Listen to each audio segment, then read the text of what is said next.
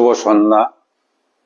পরমেশ্বর ভগবানকে স্মরণ করে তার চরণ কমলে প্রণাম নিবেদন করে আজকের এই সান্ধ্যকালীন গীতা আলোচনা অনুষ্ঠানের আরম্ভ করছি।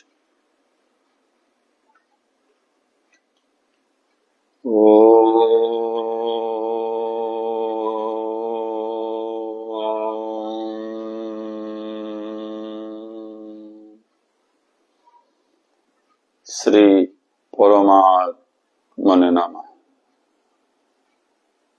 আমরা স্বরূপ চিন্তন করব। আমি শক্তিশালী আত্মা। আমি শক্তিশালী আত্মা। আমি দেহ নই, মন নই, বুদ্ধি নই।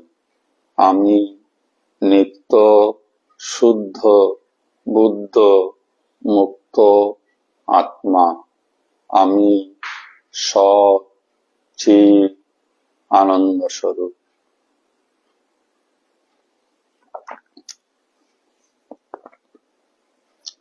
আমরা বিগত ফেসবুক লাইভ অনুষ্ঠানে শ্রীমদ্ ভগবদ গীতার 14 অধ্যায় অর্থাৎ গুণত্রয় বিভাগ যোগের 26 নম্বর শ্লোকটি পর্যন্ত আলোচনা সমাপ্ত করেছিলাম। উক্ত অধ্যায়ের আরেকটি শ্লোক রয়েছে। 27টি শ্লোকেই এই অধ্যায়। তো আজকে 27 নম্বর শ্লোক আলোচনা করার পূর্বে আমরা তার পূর্ববর্তী কয়েকটি শ্লোককে স্মরণ করার চেষ্টা করছি। 24 নম্বর শ্লোকে ভগবান শ্রীকৃষ্ণ বলেছিলেন, সম দুঃখ সুখ স্থ সমলুষ্ট্র অস্ম কাঞ্চন তুল্য প্রিয় অপ্রিয় ধীর তুল্য নিন্দা আত্মসংস্তুতি। যদি নিরন্তর আত্মভাবে স্থিত, সুখ দুঃখে সমবুদ্ধি, মাটি পাথর ও স্বর্ণে সমভাব বিশিষ্ট, প্রিয় ও অপ্রিয়ে সমজ্ঞানযুক্ত, নিন্দা ও স্তুতিতে সমভাবাপন্ন, সেই ধীর ব্যক্তি গুণাতীত। আমরা সবাই এতদিনের গীতা আলোচনা থেকে এটা অবগত যে আমরা মায়ার দ্বারা আক্রান্ত হয়ে আছি, গুণের দ্বারা আক্রান্ত হয়ে আছি। 17 গুণের দ্বারা আমরা কিন্তু আক্রান্ত হয়ে আছি। তমগুণ সম্পর্কে আমরা জেনেছি, আলস্য নিদ্রা প্রিয় মানুষ তমগুণের অধিকারী। রজগুণ কর্মচঞ্চলতা কার হয়? যার মনে অসংখ্য কামনা বাসনা, সেই কর্মচঞ্চল হয়। তৃতীয়ত সত্ত্বগুণ, যিনি সংসারের বা এই জগতের স্বরূপকে কিছুটা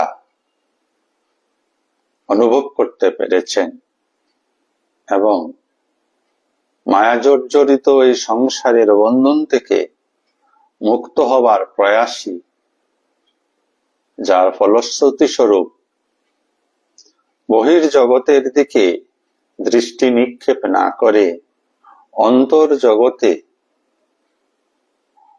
যার দৃষ্টি নিবন্ধ হয়েছে, যিনি নিজেকে পরিবর্তন করতে চান, পরম আনন্দ এবং শান্তি পেতে চান,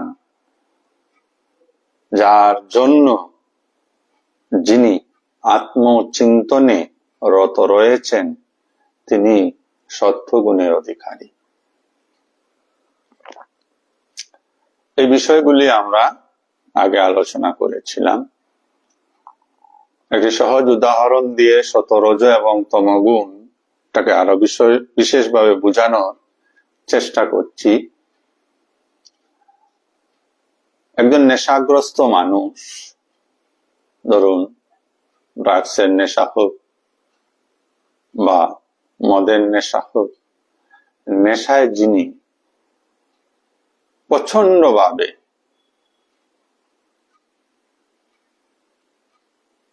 নেশাগ্রস্ত হয়ে পড়ে আছেন রাস্তায় বা অন্য কোথায়, যিনি মোট কথা বেহুশ অবস্থা প্রাপ্ত হয়েছেন নেশার ঘুরে, তাকে গিয়ে যদি বলা হয় এই উঠো, তোমাকে 1 কোটি টাকা দেব, সে হয়তো বা নর্দমার জলে পড়ে আছে, তথাপিও সে উঠবে না। তার বেহুশতা এতটাই প্রবল হয়ে আছে যে 1 কোটি টাকার কথা শুনেও সে উঠার চেষ্টা করবে না, 1 কোটি টাকা পাওয়ার চেষ্টা করবে না, বরঞ্চ আপনাকে সে তাড়িয়ে দেবে। এই হচ্ছে তমগুণী মানুষের স্বভাব। এখানে আমরা দ্রব্য জাতীয় নেশার কথা বললাম।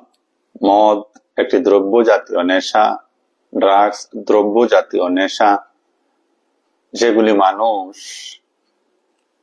গ্রহণ করে সাময়িক দুঃখের হাত হতে নিস্তার পাওয়ার জন্য। আধ্যাত্মিকতা তমগুণের যে নেশা, তা হচ্ছে এই জগৎ সম্পর্কে সে সম্পূর্ণ উদাসীন, নিজেকে নিয়ে যে একদম ভাবে না, যার সময় অলসতায়, নিদ্রায় বা প্রমাদ গ্রন্থে চলে যায়, সেই তমগুণের অধিকারী। তমগুণ মানেই অন্ধকার, তমগুণ মানে ভয়ঙ্কর অজ্ঞানতা। তো আমরা সচরাচর এই সমাজ ব্যবস্থায় এই ধরনের কিছু মানুষ দেখতে পাই। আবারও বলি, স্মরণ করিয়ে দেওয়ার চেষ্টা করছি যে আধ্যাত্মিকতা কিন্তু জগৎকে বিচার করার জন্য নয়, আধ্যাত্মিকতা বা আধ্যাত্মিক জ্ঞান নিজেকে বিচার করার জন্য। আমার মধ্যে যদি এই স্বভাবগুলি থাকে, এই আচরণগুলি থাকে, এই প্রবৃত্তিগুলি থাকে, তাহলে সেগুলি আমাকে সংশোধন করতে হবে। পরবর্তী পর্যায়ে রজগুণী, আবার সেই 1 কোটি টাকারই গল্প বলছি। রজগুণী সাধারণত জগতের কাছে অবনত মস্তকে হাত পেতে থাকে। রজগুণী অবনত মস্তকে হাঁটু গেড়ে জগতের কাছে হাত পেতে থাকে, কারণ সে জগতের নিকট থেকে অনেক কিছু পেতে চায়। তাই সে কর্মচঞ্চল, তাই যেখানেই সে ডাক শুনে সেখানেই সে চলে যায়। যে ডাক তার বুদ্ধিতে সে বুঝবে যে ওইখানে গেলে তার লাভ হবে, সে চলে যাবে, তাকে আটকানো যাবে না। এইবার সেই রজগুণী মানুষটাকে যদি 1 কোটি টাকা বলা হয় যে চলো আমার সঙ্গে আধ মাইল দূরে বা আধা মাইল দূরে আমার সঙ্গে গেলে তোমাকে আমি 1 কোটি টাকা দিয়ে দেব, ওখানে 1 কোটি টাকা রয়েছে, সে কিন্তু চলে যাবে এবং 1 কোটি টাকা নিয়েও নেবে। তমগুণী 1 কোটি টাকা ধারই ধারল না, নিলই না, কথাটাই শুনল না। রজগুণী 1 কোটি টাকা নিয়ে নেবে। সে কিন্তু বিচার করবে না প্রকৃতপক্ষে 1 কোটি টাকার মালিক কে ছিল, তার কি নেওয়ার অধিকার আছে এই 1 কোটি টাকার, এই বিচার সে করবে না। কারণ অর্থের নেশায়, সম্পদের নেশায় সেও নেশাগ্রস্ত হয়ে আছে। তাই যেখানেই সম্পদ, অর্থ, মান, সম্মান, ক্ষমতা ইত্যাদি ইত্যাদি রয়েছে, অর্থাৎ সংক্ষিপ্তভাবে জগৎকে ভোগ করার যা কিছুর প্রয়োজন, সবকিছু পাওয়ার প্রচন্ড আকাঙ্ক্ষা, প্রচন্ড কামনা বাসনা রজগুণী মানুষের মধ্যে থাকে। তাই এই প্রচন্ড কামনা বাসনা থাকার সত্ত্বে রজগুণী মানুষ ভালো মন্দের বিচার করতে চায় না, ন্যায় অন্যায় বিচার ভুলে যায়, তার চাই এবং চাই যেন তেন প্রকারেণ জগৎকে ভোগ করার জন্য প্রয়োজনীয় সবকিছু যেন তার চাই।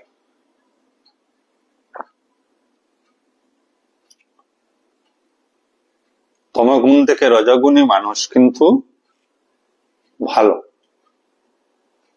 কেন ভালো? তমগুণী মানুষটা শুয়ে আছে, একদম শুয়ে আছে, তার মধ্যে চেতনা বড় নিম্ন পর্যায়ে, নিম্ন স্তরে রয়েছেন। রজগুণী মানুষের চেতনা স্তর, চেতনার স্তর কিন্তু ঊর্ধ্বগামী। সে নিজের স্বার্থটাকে ভালো বুঝেছে। তমগুণী মানুষটা নিজের স্বার্থ বুঝে না, রজগুণী মানুষটা নিজের স্বার্থ বোঝে এবং নিজের স্বার্থ রক্ষার জন্য সে প্রাণপণ চেষ্টাও করে। এই উদ্যম তার মধ্যে রয়েছে। তাই তারা কর্ম চঞ্চল, কর্ম শক্তিতে তারা পরিপূর্ণ থাকে। একটা মাত্রই সমস্যা তাদের, তারা ন্যায় অন্যায়, ভালো মন্দ বিচার করে না। তার যেটা চাই সেটা যেন তেন প্রকারেণ সে জগৎ থেকে পাওয়ার চেষ্টা করে। আর এই পৃথিবীতে রজগুণী সম্পন্ন মানুষের সংখ্যাই সর্বাধিক, সবচেয়ে বেশি। দেখুন বিচার করে রাজনীতির ক্ষেত্রে,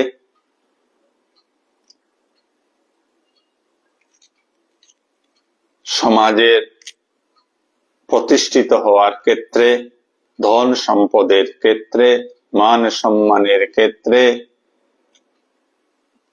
খেলাধুলার ক্ষেত্রে, সব ক্ষেত্রেই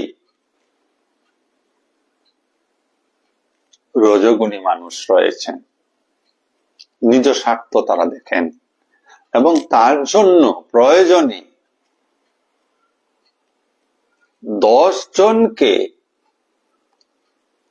পরাস্ত করে, ছলে বলে কৌশলে পরাস্ত করে সে জয়ের মুকুট পরবে।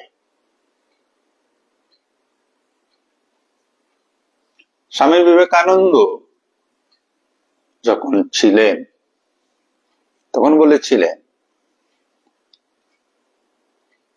যে এই দেশটা, অর্থাৎ এই ভারতবর্ষ তমগুণে আচ্ছন্ন হয়ে গেছে। ভারতবর্ষের মানুষরা তমগুণে আচ্ছন্ন হয়ে আছে। তাই বলছিলেন যে তমগুণ থেকে অন্তত পক্ষে ভারতের মানুষকে রজগুণে আসতে হবে। আজ পাশ্চাত্য দেশ বা বিবেকানন্দর সময়ও পাশ্চাত্য দেশ রজগুণের দ্বারা প্রভাবিত হয়ে আছে। তাই তারা নতুন নতুন উদ্ভাবন করছে একটা মনুষ্য জীবনকে কিভাবে সুখদায়ক, কিভাবে আরামদায়ক করা যায়, তার আবিষ্কারের পর আবিষ্কারের পর আবিষ্কার করেই চলছে। অথচ ভারতবর্ষের মানুষ এর মধ্যে এই চেতনাটা নেই। নীরব নিস্তব্ধ হয়ে সবাই বসে আছে। তাই তো 300 বছর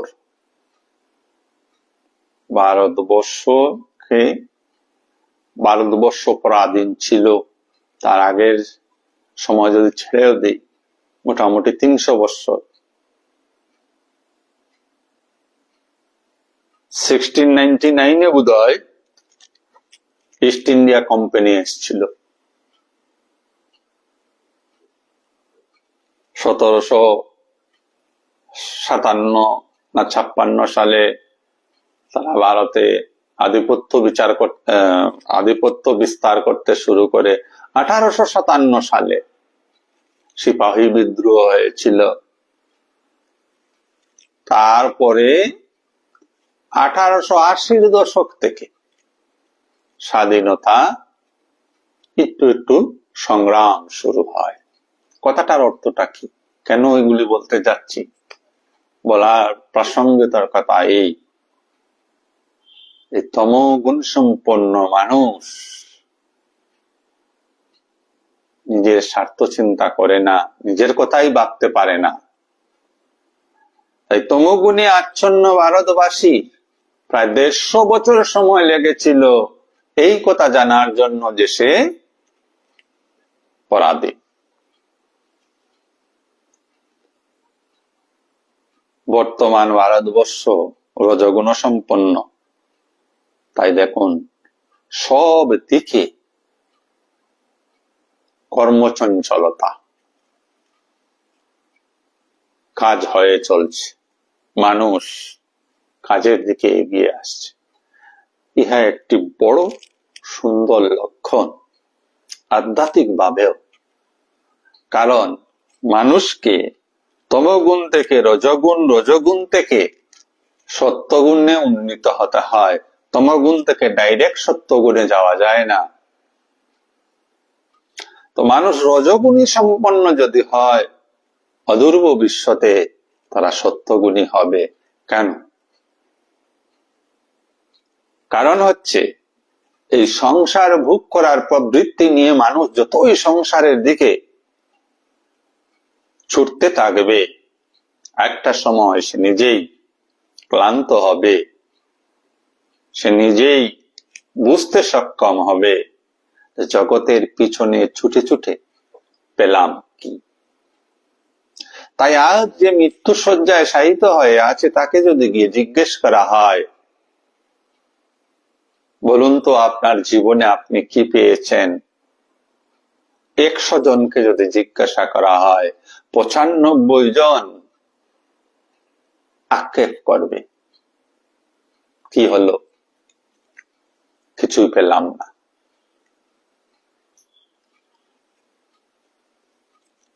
তো মানুষের যে ছুটাছুটি, মূল উদ্দেশ্য তার কি ছিল?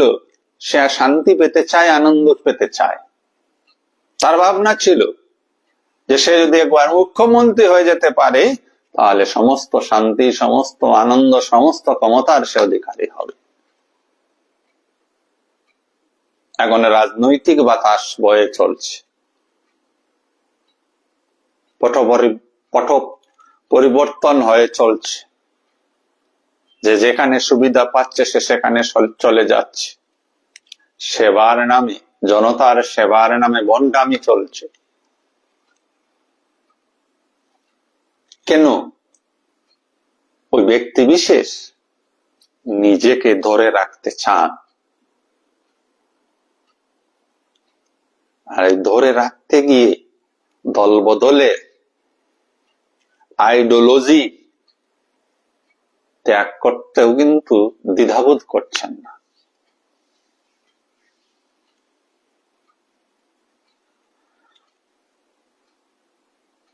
তো শান্তি এবং আনন্দের সন্ধানে যারা বহির জগতের দিকে তীব্র গতিতে দৌড়াচ্ছেন, জীবনের শেষে তারা কিন্তু শান্তি বা আনন্দ লাভ করেন না। তাই একবার জীবনে তাদের মধ্যে হতাশা আসে, সারা জীবন দৌড়াইয়া কি লাভ হইল, শান্তি তো পেলাম না, আনন্দ তো পেলাম না। ওই তখনই তার মধ্যে একটা টার্নিং পয়েন্ট আসে। কারণ মানুষকে দুটা রাস্তাই রয়েছে, একটা অজ্ঞানতা ভরা রাস্তা, যেখানে সমগ্র মানব জাতি ছুটে চলছে শান্তি এবং আনন্দ পাওয়ার, অর্থাৎ বহির্মুখী যাত্রা। আর আরেকটা যাত্রা, যাকে আধ্যাত্মিক যাত্রা বা অন্তর্মুখী যাত্রা বলা হচ্ছে, যে বহির জগতে নয়, শান্তি এবং আনন্দ নিজের মধ্যে রয়েছে, ওইটার অনুসন্ধান করো, ওইটার খোঁজ করো, পেয়ে যাবে। এবং সেই শান্তি এবং আনন্দ নিরবিচ্ছিন্ন হবে। তাই রজগুণী, প্রবল রজগুণী সম্পন্ন মানুষ একটা সময় জগতের প্রতি তার বৈরাগ্য আসে এবং অন্তর্মুখী হয়ে আনন্দ এবং শান্তির অনুসন্ধান করে। যারা আনন্দ এবং শান্তির অনুসন্ধান অন্তর্মুখী হয়ে করেন, তারাই সত্যগুণের অধিকারী হয়ে যান। তো প্রস্তুত শ্লোক ক্রম সংখ্যা 24-এ আমরা যেটা আলোচনা করছিলাম, সেটাখানে ভগবান বলছিলেন এই সত্যগুণী মানুষের কথা। সত্যগুণী মানুষের মধ্যেই ধীরে ধীরে সম দুঃখ সুখ এই ভাবগুলি আসে, অর্থাৎ দুঃখে এবং সুখে মনের অবস্থা একই থাকে। স্থ মানে নিজে, নিজেতে স্থিত লাভ করেন। নিজে, স্থ মানে স্থিতি লাভ করা। এবার স বলতে আমরা কি বুঝি? স বলতে অজ্ঞানীর কাছে আমার এই দেহ, আর আধ্যাত্মিক মানুষের কাছে স বলতে আমি আত্মস্বরূপ। স্থ মানে স্থিতি লাভ। তো জ্ঞানীজন আত্মায় স্থিত হয়ে থাকেন, অজ্ঞানীজন দেহে বুদ্ধিতে স্থিত হয়ে থাকেন। দেহ বুদ্ধি রজগুণী তমগুণী, ঠিক আছে? তো সম দুঃখ সুখ স্বস্ত সমলুষ্ট অস্মকাঞ্চন, প্রকৃত জ্ঞানীর কাছে সোনা পাথর মাটি এক। আমাদের কাছে কি এক? আমাদের কাছে এক নয়। তাহলে চুক্তি যদিও আমরা বোঝার চেষ্টা করি, তাহলে কি বুঝতে পারছি আমরা? যে আমরা এখনো প্রকৃত বিশুদ্ধ সত্য গুণের অধিকারী হতে পারিনি। কারণ সোনার মূল্য, পাথরের মূল্য এবং মাটির মূল্য আমাদের সকলের কাছে এখনো আলাদা আলাদা। তাই মাটি একটা ঢেলা আমি নেব না, আমি সোনার ঢেলা নিয়ে যাব। এক টুকরা পাথর আমি নেব না, আমি সোনা নিয়ে নেব। যদি মাটি, সোনা, পাথর রাখা হয়, তিনটার মধ্যে যদি আমাকে একটি নিতে বলা হয়, তাহলে আমি কোনটা নেব? সোনাটা নেব। কারণ সোনার মূল্য আমি জানি অনেক বেশি। জ্ঞানীর কাছে ওই যে 1 কোটি টাকা বলেছিলাম, তমগুণী নিল না, রজগুণী নিয়ে নিল, বাজ বিচার করলো না, সত্যগুণী তার কাছে 2 টাকা হয়, সে কিন্তু নেবে না। সে বলবে আমি অপরের টাকা কেন নেব? সে বলবে ওই টাকায় আমার কি অধিকার? সে বলবে এ টাকা আমার উপার্জিত টাকা নয়, তাহলে আমি এ টাকা নেব কেন? সে কিন্তু নেবে না।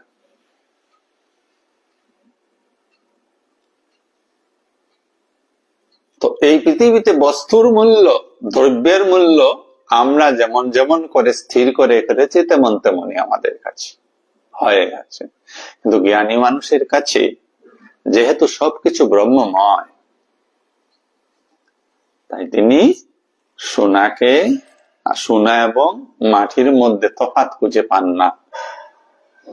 তার কিছু চাই না বলে তফাৎ নেই। আমরা চাই বলে আমাদের মধ্যে পার্থক্য রয়েছে, প্রভেদ রয়েছে, এবং যা মূল্যবান তাই আমরা গ্রহণ করার জন্য আগ্রহী হয়ে উঠি। তুল্য, প্রিয়, প্রিয়। অজ্ঞানী মানুষের প্রিয় অপ্রিয়তা আছে, অর্থাৎ ভালো লাগা, ভালো না লাগা আছে। যা আপনি ভালোবাসেন তার প্রতি আপনি আসক্ত হয়ে আছেন, যা আপনার ভালো লাগে না তার প্রতি আপনি বিরক্ত হয়ে আছেন। তো ভালো লাগাটাও আপনার মনে আছে, ভালো না লাগা জিনিসটাও আপনার মনে আছে। উদাহরণস্বরূপ, কেউ আপনার বন্ধু, কেউ আপনার শত্রু। বন্ধুর প্রতি আপনি আসক্ত, শত্রুর প্রতি আপনি বিরক্ত। এবং একই ঈশ্বরের সৃষ্টি দুইটা মানুষকে দুভাবে ট্রিটমেন্ট করছি আমরা, আলাদা আলাদা ভাবে দুজনের সঙ্গে ব্যবহার করছি, সম ব্যবহার করতে পারি না। উত্তম জ্ঞানী পুরুষজন, আধ্যাত্মিক ভাবে পরিপুষ্ট জ্ঞানী পুরুষজন শত্রু মিত্রকে সমানভাবেই দেখেন। এই কথাটা আরো বুঝার রয়েছে। যখন জ্ঞানী আত্মস্থিতিতে থাকেন, তখন তার কাছে এই জগতের সমস্ত প্রাণী একই ঈশ্বরের সৃষ্টি। তাহলে ভেদাভেদ কোথায়? কেন কেউ প্রিয় হবে, কেন কেউ অপ্রিয় হবে? তার ব্যবহারটাও তখন সব জীবকুলের সঙ্গে সমান থাকে। আমরা অজ্ঞানী মানুষেরা এই ভেদাভেদ জ্ঞান করে থাকি।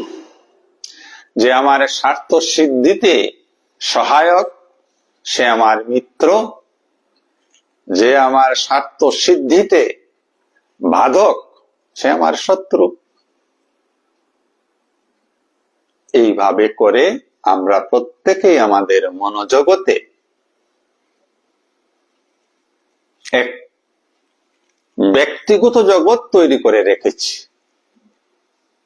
ওইখানে কিছু মানুষ আমার প্রিয়, কিছু মানুষ অপ্রিয়, কিছু জিনিস আমার প্রিয়, কিছু জিনিস আমার অপ্রিয়, কিছু রং আমার প্রিয়, কিছু রং আমার অপ্রিয়,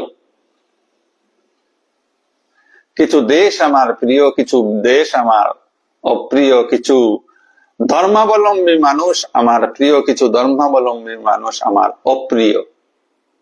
যদি ভেদাভেদ জ্ঞান থাকে, আর তিনি যে ধর্মাবলম্বী লোক হন না কেন, তিনি ধার্মিক নন। ভেদাভেদ জ্ঞান সম্পন্ন মানুষ ধার্মিক মানুষ হতেই পারে না। প্রত্যেক ধর্ম সত্য এবং সুন্দর, এবং প্রত্যেক ধর্মই স্বীকার করে যে জগৎ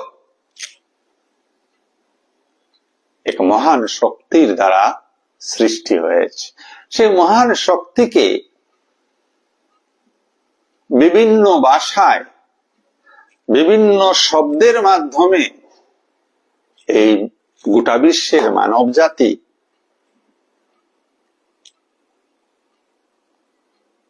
উচ্চারণ করছেন। শক্তি একটাই। উদাহরণস্বরূপ জল। আমরা যারা বাঙালি বলি জল, আবার যারা বাংলাদেশে থাকেন বা যারা এসামিজ তারা বলছেন পানি, যারা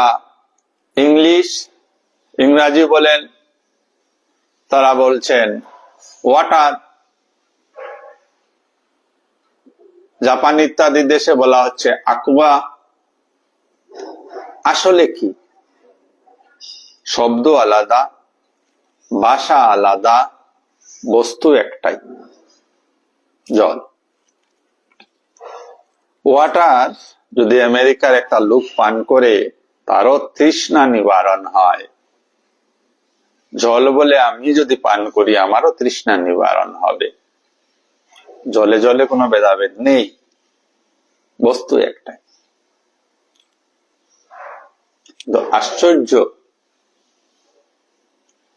আমরা মানুষেরা ওই শব্দগুলির মধ্যে ভেদাভেদ খুঁজে বেড়াই।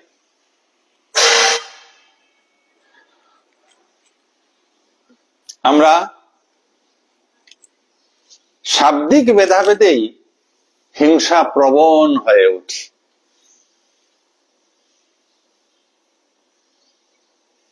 শর্মা টাইটেল তো ব্রাহ্মণ, মন্ডল টাইটেল তো শূদ্র, উদ্দিন টাইটেল তো মুসলিম, আবার এই রবার্ট সবার্ট যদি নাম হয় তাহলে সে খ্রিস্টান। শব্দের মধ্যে, শব্দের জালে সারা বিশ্বের মানুষ ফেসে আছে, একে অন্যকে ঘৃণা করছে। অথচ প্রতিটা মানুষ একই মহান শক্তি থেকে এসছে। মানুষ হিসাবে আমরা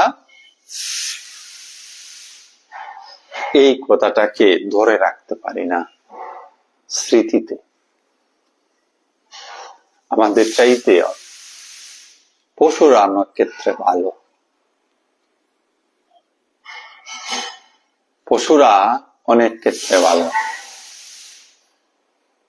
তাদের মধ্যে একটা ইউনিটি রয়েছে। একটি পিঁপড়া যেদিকে যাবে বাকি সব পিঁপড়া তার পিছন পিছন যাবে।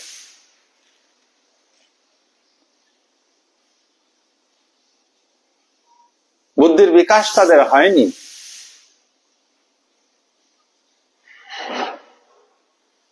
তবু তাদের মধ্যে একতা রয়েছে। একে অপরকে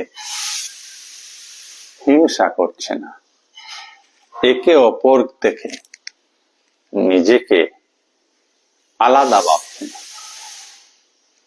আমরা কিন্তু ভেবে থাকি। তাই বললেন তুল্য প্রিয় প্রিয় ধীর তুল্য নিন্দা আত্মসংস্তুতি। নিন্দা এবং স্তুতি। কেউ যদি আমাদেরকে নিন্দা করে, অজ্ঞানী মানুষকে নিন্দা করে, তাহলে অজ্ঞানী জন বিরক্ত হন, ক্ষুণ্ণ হন, অভিমানী হন, ক্রোধিত হন, প্রশংসা করলে আনন্দিত হন। প্রশংসাকারীর প্রতি তার এক দৃষ্টি, নিন্দাকারীর প্রতি তার অন্য দৃষ্টি, প্রভেদ। কিন্তু ধীর মানে স্থির জ্ঞানী ব্যক্তি কাছে নিন্দুক এবং প্রশংসাকারী দুজনেই সমান।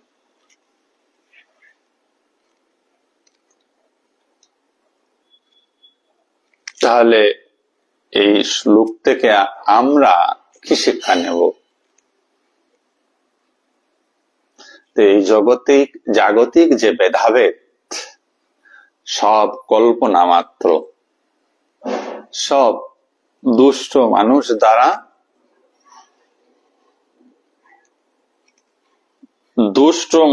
দ্বারা বা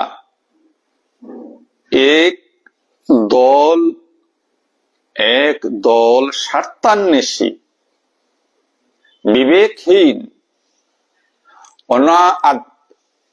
আধ্যাত্মিক, অধার্মিক, অথচ তারা নিজেদেরকে ধার্মিক বলেন, বেশভূষায় ধার্মিক, আন্তরিকভাবে ধার্মিক নন। এসব মানুষেরা এই বিভেদের ভাষাগুলি প্রত্যেক জাতির মধ্যে, প্রত্যেক ধর্মাবলম্বী মানুষের মধ্যে ছড়িয়ে দিয়েছেন। নির্বোধ, নিঃসহায়, অসহায় মানুষগুলি ওই চতুর মানুষগুলির দ্বারা প্ররোচিত হয়ে জগৎ জুড়ে হিংসা, জগৎ জুড়ে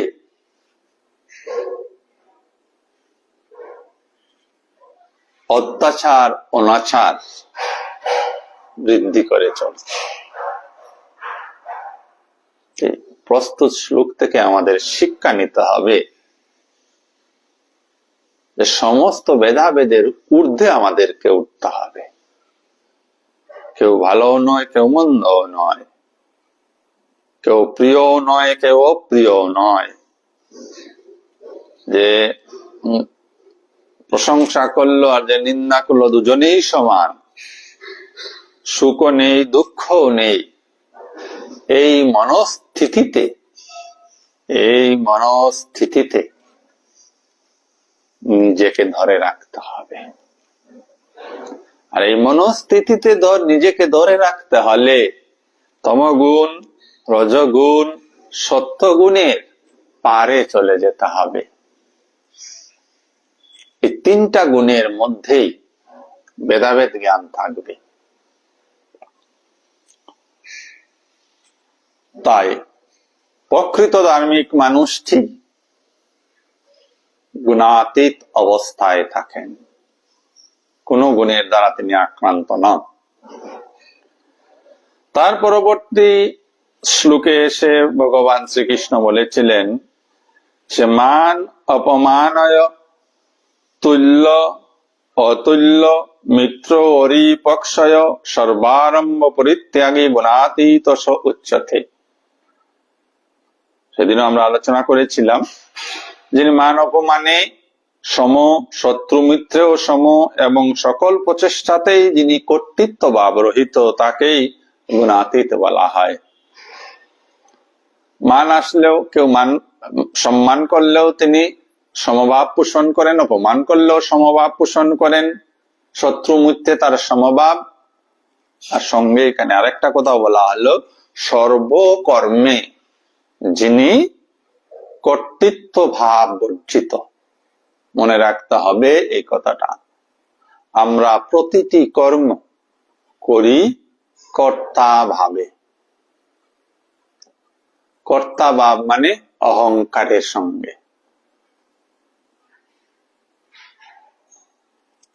কেন করছি অহংকারের সঙ্গে? যেহেতু আমাদের এই জ্ঞান স্পষ্ট নয়, যে যত কর্ম হচ্ছে বা আমি যত কর্ম করছি, সব সব কর্ম আমার কাছে অর্পণ করা হয়েছে করার জন্য। অন্যের হয়ে আমি কর্ম করছি। কথাটার অর্থ, আপনার আমার সমস্ত কর্ম স্বয়ং ঈশ্বরের নিকট থেকে আসছে। তো কর্মগুলির করার মালিক, কর্মগুলি করার কর্তাকে স্বয়ং ঈশ্বর। তিনি বলছেন করার জন্য। যেমন আমরা এখন সবাই মিলে আধ্যাত্মিক আলোচনা করছি, শুনছেন।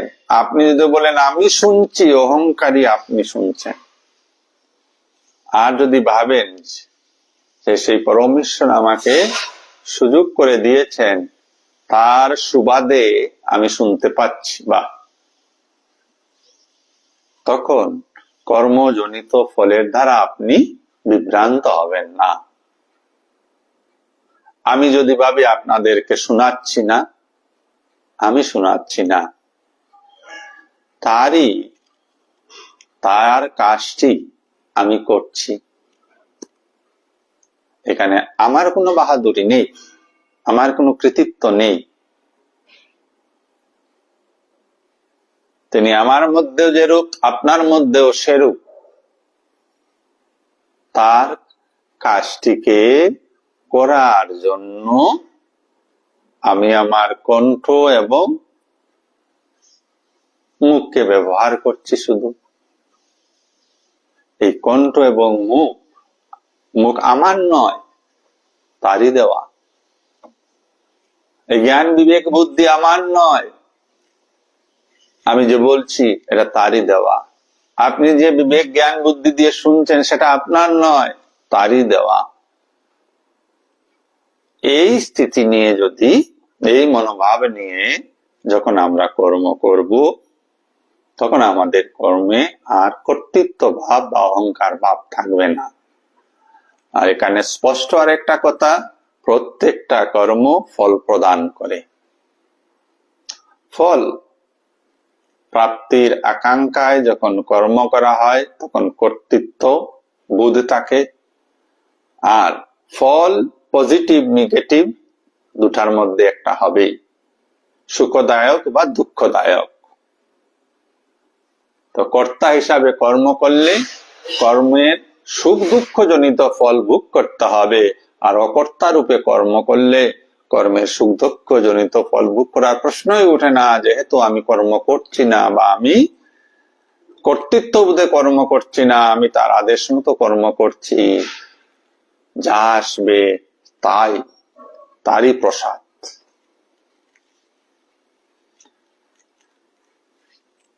আমরা তার পরবর্তী শ্লোকটি আলোচনা দিকে অগ্রসর হচ্ছি। শ্লোক ক্রমসংখ্যা 26।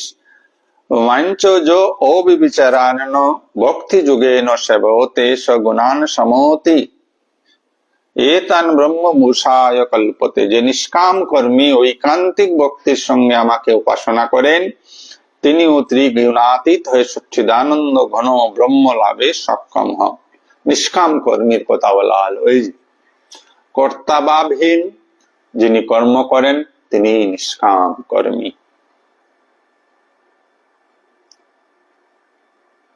কর্মফলের আকাঙ্ক্ষা যিনি করেন না, তিনি নিষ্কাম কর্মী। আর এই নিষ্কাম কর্মী পরম শ্রদ্ধার সঙ্গে ঈশ্বরের উপাসনা করেন, করতে পারেন, এবং তিনি ওই 3 গুণের অবস্থার পারে চলে যান।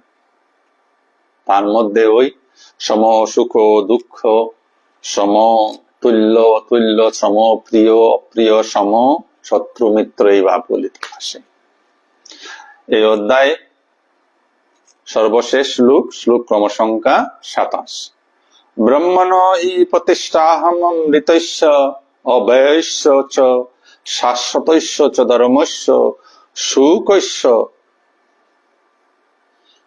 অকান্তিকস্য চ। কারণ অবিনাশী পরমেশ্বর সনাতন ধর্মের অমৃতের ও অখণ্ড একরস সম্পন্ন আনন্দের আশ্রয় আমি। তাহলে সেই মহান শক্তি যাকে আমরা পরব্রহ্ম বলি বা ব্রহ্ম বলছি, সেই ব্রহ্ম এক, অবিনাশী, তার বিনাশ হয় না। অমৃত মানে অমরত্ব, অখণ্ড মানে তাকে খণ্ড খণ্ড করা যায় না, এবং সমস্ত আনন্দের আশ্রয়। আর সে অন্য কেউ নয়। যখন মানুষ তার চেতনার ঊর্ধ্ব সীমায় উঠে যায়, দেবত্ব যার মধ্যে প্রকাশিত হয়, তিনি সেই একরসতাকে, অখণ্ডতাকে, অবিনাশিত্বকে, অমৃতত্বকে অনুভব করতে পারেন। তাই জগতে যত যুগে যত মহাপুরুষরা জন্মগ্রহণ করেছেন, তারা সবাই এক, সর্বশক্তিমান, তিনি অখণ্ড, এই কথা অনুভব করেছেন। তিনি পরম আশ্রয়, এই কথার অনুভব করেছেন। তার জন্ম মৃত্যু নেই, এই কথার অনুভব করে পরম আনন্দে তার সঙ্গে একাত্ম হয়ে এই জীবন অতিবাহিত করছেন। আমরা আজকে আলোচনা এখানেই সমাপ্ত করব। ওম তৎসৎ ইতি শ্রীমদ্ভগবদ্গীতাসু উপনিষৎসু ব্রহ্মবিদ্যায়াম যোগশাস্ত্রে শ্রীকৃষ্ণার্জুন সংবাদে গুণত্রয় বিভাগো যোগ নাম চতুর্দশ অধ্যায়ঃ।